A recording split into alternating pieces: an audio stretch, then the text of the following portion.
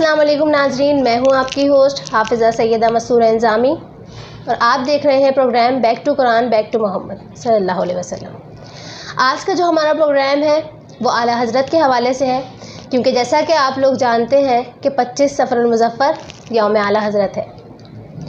تو آج کے پروگرام میں ہم اعلیٰ حضرت کے حوالے سے آپ کی دینی خدمات، آپ کا تعارف، آپ کی شاعری، جو بھی آپ نے خدمات سر انجام دی ان کے حوالے سے جانیں گے۔ سب سے پہلے ہم آپ کے تعارف کی جانب جاتے ہیں۔ تعارف میں اگر دیکھا جائے تو اعلیٰ حضرت ایسی ہستی ہیں کہ جو کسی تعارف کی محتاج نہیں، کیونکہ بچپن سے ہی ہم سنتے آ رہے ہیں مصطفیٰ جان رحمت پہ لاکھوں سلام۔ یہ سلام جو ہے یہ اعلیٰ حضرت کا ہی لکھا ہوا ہے۔ اور اسی طرح جب بچہ چھوٹا ہوتا ہے سب سے پہلے ہم اس کو جو نعت سکھاتے ہیں، سب سے اولیٰ ہو اعلیٰ ہمارا نبی، سب سے بالا ہو اعلیٰ ہمارا نبی۔ یہ نعت بچپن سے چھوٹے چھوٹے بچوں کی زبانوں پر جاری ہوتی ہے، یہ بھی اعلیٰ حضرت کی لکھی ہوئی ہے۔ اور اعلیٰ حضرت نہ صرف شاعری میں آپ کو کمال حاصل ہے، بلکہ آپ دینی خدمات جو آپ کی ہیں اس میں تحریر بھی شامل ہے، اس میں آپ کی کتب بھی شامل ہیں، آپ کے رسائل بھی شامل ہیں۔ زیادہ تر جو آپ نے جہاد کیا دین کے لیے وہ تحریری کام میں کیا، یعنی قلم سے آپ نے جہاد کیا۔ اعلیٰ حضرت کا جو نام تھا وہ احمد رضا تھا، یعنی الشاہ امام احمد رضا بریلوی رحمۃ اللہ تعالیٰ علیہ۔ آپ کو امام اہل سنت مجدد دین و ملت بھی کہا جاتا ہے۔ اعلیٰ حضرت کا تعلق ایک دینی اور مذہبی گھرانے سے ہے۔ آپ کے والد ماجد نقی علی خان رحمۃ اللہ تعالیٰ علیہ اور آپ کے جد امجد حضرت علی رضا خان رحمۃ اللہ تعالیٰ علیہ، یعنی رضا علی خان، آپ کو رضا علی خان بھی کہا جاتا ہے، علی رضا بھی کہہ دیتے ہیں بعض لوگ۔ تو آپ دونوں ہی ایک دینی اور ایک علمی شخصیت تھے، اور اپنے دور کے علماء میں آپ کا شمار ہوتا تھا، اکابرین علماء میں۔ تو اسی لیے اعلیٰ حضرت کی جو ابتدائی تعلیم ہے آپ نے اپنے والد سے حاصل کی۔ اعلیٰ حضرت کی جو تاریخ پیدائش ہے وہ 10 شوال 1865 ہجری عیسوی ہے، اور اگر انگریزی تاریخ کے حوالے سے دیکھا جائے تو 14 جون وہ تاریخ بنتی ہے۔ اعلیٰ حضرت نے ابتدائی تعلیم اپنے والد ماجد سے حاصل کی، اور تقریباً 14 سال کی عمر میں آپ سند فراغت آپ نے حاصل کی، اور 14 سال کی عمر سے ہی آپ مسند تدریس اور افتاء پر فائز ہوئے۔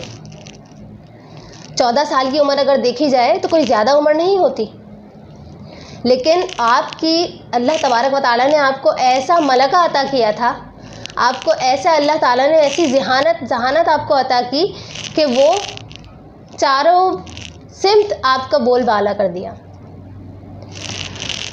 اس کے بعد ہم اعلیٰ حضرت کے دینی خدمات کے حوالے سے بات کرتے ہیں کہ اعلیٰ حضرت جو ہیں آپ نے عربی کتب بھی تحریر فرمائی اور اردو کتب بھی تحریر فرمائی۔ عربی کتب میں اگر ہم بات کریں تو فن حدیث، فن تفسیر، فقہ اور اصول فقہ، تمام ہی شعبہ جات میں آپ نے عربی کتب کے حواشی تحریر فرمائے۔ آپ نے تفسیر بیضاوی پر حاشیہ لکھا عربی میں، اسی طرح آپ نے عنایت القاضی اس پر حواشی لکھے عربی میں، اسی طرح اسماء الرجال۔ اب اسماء الرجال کیا ہے؟ اسماء الرجال وہ علم ہوتا ہے کہ جس میں جو حدیث بیان کرتے ہیں نا، راوی جو حدیث بیان کرتے ہیں، اسماء الرجال اس علم کو کہتے ہیں۔ تو اسماء الرجال پر بھی آپ نے حواشی اور کتب تحریر فرمائی۔ اب ہم بات کرتے ہیں اعلیٰ حضرت کو اعلیٰ حضرت کیوں کہا جاتا ہے۔ بعض لوگ اس پہ اعتراض بھی کرتے ہیں کہ اعلیٰ حضرت، ہم جیسے دیگر انبیاء کے لیے یا کسی بزرگ کے لیے ہم حضرت کا لفظ استعمال کرتے ہیں، لیکن اعلیٰ حضرت کو اعلیٰ حضرت کیوں کہا جاتا ہے؟ یعنی حضرت وہ بھی اعلیٰ۔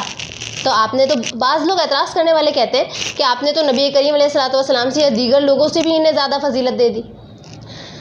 تو ان کو میں یہ جواب دوں گی کہ اعلیٰ حضرت جو ہے یہ ایک لقب ہے، اور لقب جب بھی استعمال کیا جاتا ہے نا تو یہ کسی کے مقابلے میں کھڑا کرنے کے لیے، کسی کے مقابل لانے کے لیے استعمال نہیں ہوتا، بلکہ یہ اس دور کے جو ان کے علماء ہیں، یعنی اس دور کے علماء اور ان کے بعد والے جو لوگ ہیں ان میں زیادہ فضیلت رکھتے ہیں. اس کا مطلب یہ ہے، اس وجہ سے انہیں اعلیٰ حضرت کہا جاتا ہے، نہ کہ دیگر انبیاء یا دیگر بزرگان دین پر فضیلت دینے کی وجہ سے. صحیح. پھر اب ہم بات کرتے ہیں اعلیٰ حضرت کی کرامات کے حوالے سے، جس میں پہلی کرامت تو یہ ہے اعلیٰ حضرت کی کہ آپ نے 30 دن کے اندر قرآن پاک حفظ کیا. واقعہ کچھ اس طرح ہے کہ ایک مرتبہ اعلیٰ حضرت کسی جگہ سے گزر رہے تھے اور ایک شخص نے آپ کو حافظ کہہ دیا. تو آپ نے یہ گمان کیا کہیں ایسا نہ ہو کہ میرے مسلمان بھائی کی بات اللہ تعالیٰ کی بارگاہ میں جھوٹی ہو جائے.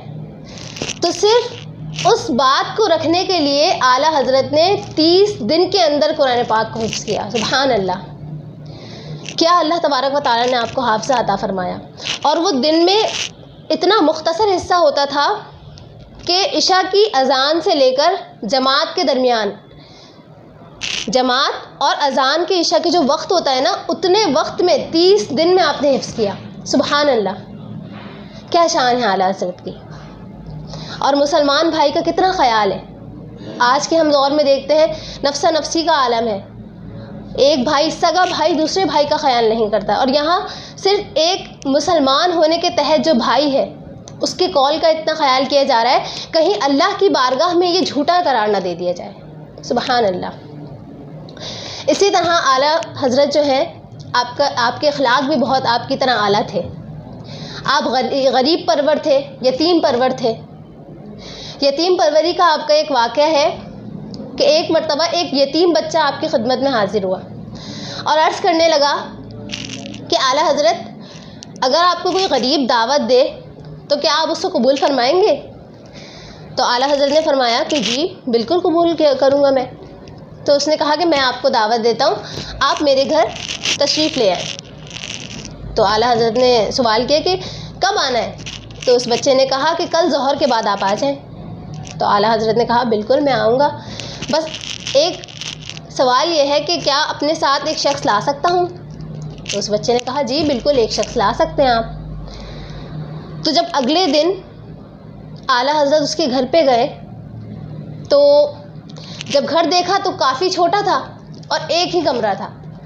اب اعلیٰ حضرت کیونکہ شریعت کے پابند تھے، پردے کا بہت اہتمام کرتے تھے، تو گمان کیا کہ ایک کمرہ ہے، والدہ بھی اس کی وہیں ہوں گی. یتیم بچہ تھا، والد نہیں تھے، والدہ کے ساتھ رہتا تھا. تو آپ نے اس سے کہا کہ دروازے کے باہر جو یہ جگہ ہے نا، یہیں پہ چادر بچھا دو، ہم یہیں بیٹھ جائیں گے، کیونکہ اندر والدہ ہیں، پردے کا مسئلہ ہوگا.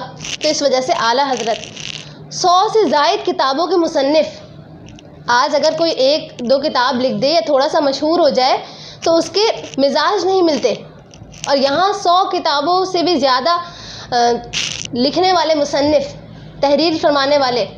آپ کی عاجزی کا عالم یہ ہے کہ آپ چادر بچھا کے گھر کے باہر، دروازے کے باہر آپ کہہ رہے ہیں کہ یہیں بچھا دو، میں یہیں بیٹھ جاؤں گا. سبحان اللہ. عاجزی علم غرور نہیں لاتا، بلکہ علم تو عاجزی لے کر آتا ہے. آج ہمارے پاس اگر علم ہے تو ہمیں اس پر غرور اور تکبر کبھی نہیں کرنا چاہیے. اعلیٰ حضرت کی سیرت سے ہمیں یہ بات سیکھنے کو ملتی ہے. تو پھر وہ بچہ وہیں چادر بچھا دی گئی، اعلیٰ حضرت وہاں بیٹھ گئے. پھر وہ بچہ لے کر آیا دال اور باجرے کی روٹی. ان دنوں اعلیٰ حضرت کا دال کا پرہیز تھا، طبیعت ناساز تھی، تو حکیم جو ہے انہوں نے منع کیا تھا کہ آپ دال نہیں کھائیں، چنے کی دال بالخصوص. تو جو آپ کے ساتھ آپ کے شاگرد تھے انہوں نے کہا کہ آپ کی طبیعت ناساز ہے، آپ نہ کھائیے. تو اعلیٰ حضرت نے جواب میں کہا کہ میں اپنی صحت دیکھوں یا غریب یتیم کا دل دیکھوں، کہ یتیم وہ یتیم کہ اللہ تبارک و تعالیٰ نے جس کے لیے، یعنی نبی کریم علیہ الصلوۃ والسلام نے بھی جس کے لیے فضیلت رکھی ہے کہ اگر کوئی محبت اور شفقت کے ساتھ اس کے سر پہ ہاتھ پھیرتا ہے تو اللہ تعالیٰ اس کا بھی اجر عطا فرماتا ہے. تو میں اپنی صحت دیکھوں، اپنی طبیعت دیکھوں، یا اس غریب کا، اس یتیم کا دل دیکھوں. ایسا نہ ہو میرے اس عمل کی وجہ سے وہ اس کا دل جو ہے وہ ناراض ہو جائے مجھ سے. تو اعلیٰ حضرت کی ذات سے ہمیں یہ بات بھی سیکھنے کو ملتی ہے. اس کے ساتھ پھر آپ نے 1.5 روٹی تناول فرمائی. پھر اعلیٰ حضرت نے کہا اجازت ہے میں جاؤں؟ تو اس بچے نے کہا ابھی چائے پیجیے، چائے پینے کے بعد جائیے گا. پھر چائے لائی گئی، پھر چائے پی کر آپ وہاں سے روانہ ہو گئے. تو اس میں بھی ہمارے لیے اگر ہم سوچیں نا تو بہت ساری سیکھنے کی باتیں ہیں. اسی کے ساتھ ایک مرتبہ کیا ہوا کہ صدر الشریعہ حضرت مولانا امجد علی اعظمی رحمۃ اللہ تعالیٰ علیہ، صاحب بہار شریعت، کہ جنہوں نے بہار شریعت تصنیف فرمائی، وہ فرماتے ہیں کہ انہوں نے اعلیٰ حضرت سے عرض کی کہ قرآن پاک کا آسان ترجمہ ہونا چاہیے، جو یعنی عوام کے لیے سمجھنے میں اور آسان بھی ہو، سہل بھی ہو، اور عوام کے لیے بھی سمجھنا آسانی ہو. تو اعلیٰ حضرت نے وعدہ کیا کہ انشاءاللہ کریں گے، ہم وعدہ کر لیا آپ نے. لیکن مصروفیات ایسی تھیں، آپ دیگر بھی فتاوی نویسی میں، دیگر دینی خدمات میں آپ مشغول تھے، تو آپ کو وقت نہ مل سکا.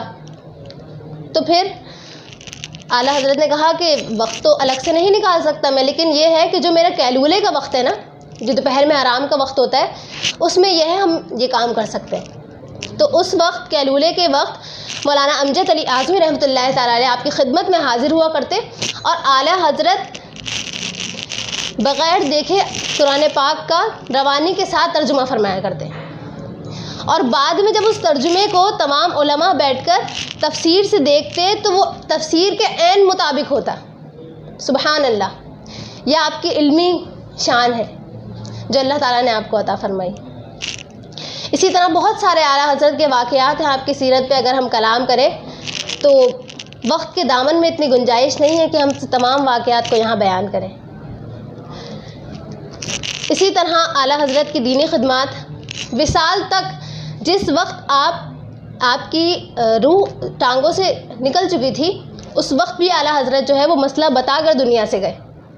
اس وقت تک دین کی خدمت کرتے رہے، اور 25 صفر المظفر کو آپ اس دنیا فانی سے رخصت ہو گئے. تو اللہ تبارک و تعالیٰ سے دعا ہے کہ اللہ تعالیٰ ان کے درجات بلند فرمائے، اور جس طرح اللہ تعالیٰ نے انہیں دین کے لیے، دین کی خدمت کے لیے ان کا انتخاب فرمایا، ہمیں بھی اللہ تعالیٰ دین کی خدمت کرنے کی توفیق عطا فرمائے. اور اس شعر کے ساتھ اپنی میزبان کو اجازت دیجیے کہ جس نے روشن کر دیے ہیں علم و دانش کے چراغ، جس نے روشن کر دیے ہیں علم و دانش کے چراغ، پھر زمانے کو وہی احمد رضا درکار ہے.